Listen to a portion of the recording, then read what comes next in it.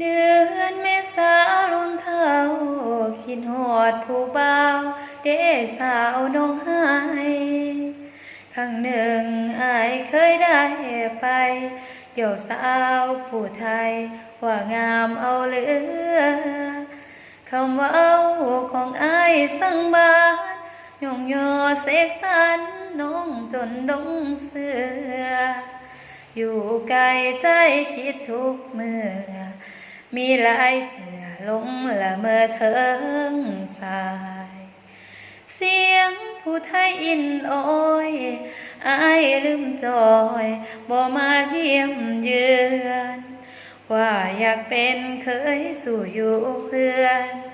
อายก็เบื่อแกล้งลงลืมในยามปลูกโมปลูกแตงข้าวยามแดงห่วงสาวผู้ไทย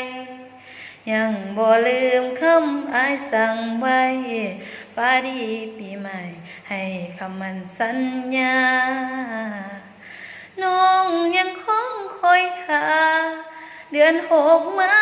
ฝนฟ้าดินดังคอยอายมาห่วงสาง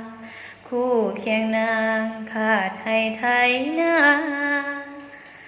อายบอกเคยจริงเจอสาวน้องให้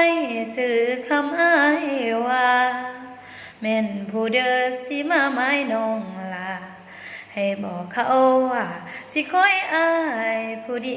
ยวบุญสงกรานต์ปีนี้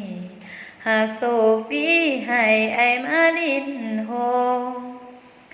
หากสายแน่แนวโน้มคงได้ห่มผ้าลายพื้นเดียวแม้นมี